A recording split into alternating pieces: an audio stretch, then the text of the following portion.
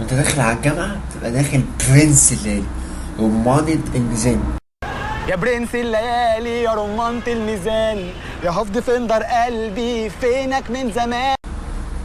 بتبقى داخل مستحمي ازاي او كده كده اهو.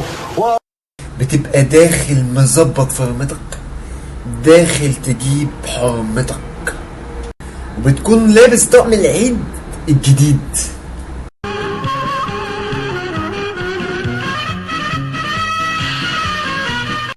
في الاول بتحضر اول كام محاضرة كده مبتبقاش فاهم اي حاجة وبتنام في المحاضرة. يا استاذ دورك.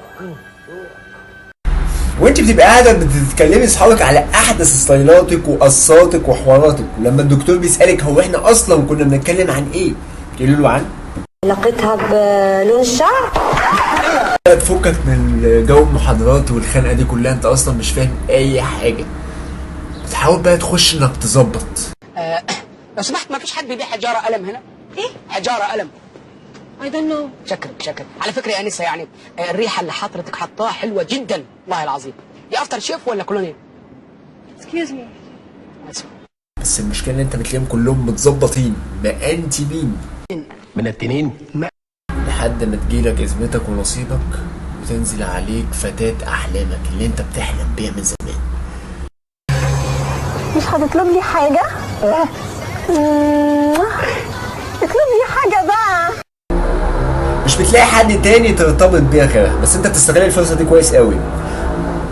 ابوها بيبقى عنده 3 شركات وبتبقى غنية وبتبقى ضامن وظيفة تتوظف فيها بعد ما تتخرج، غير ان هي هتجيب لك سندوتشات كل يوم وحاجة ساعة كمان. انت اصلا ما كنتش بتفطر قبل كده.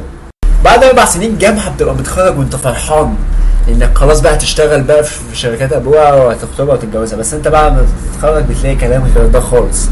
بتروح تخطبها، ابوها يقول لك يا بجحتك يا اخي، يعرف ان انت طبعا فيها في فلوسها وانت معكش اي حاجة. بجحتك يا اخي يا بجحتك. بعد التجربة اللي حصلت لك دي كلها بتكون يأست من حياتك ومن مستقبلك وبيكون شكلك كده. طلب على قدي يا أهل الطب، أقصقص فيه ما ينقصي، أتعتع فيه ما يقطعش. لو عجبتك الحلقة ما تنساش تعمل لايك للفيديو، لايك لبيج ثواني مش واخد بالي، وشير وسبسكرايب على اليوتيوب. تابع فيديوهاتنا كده.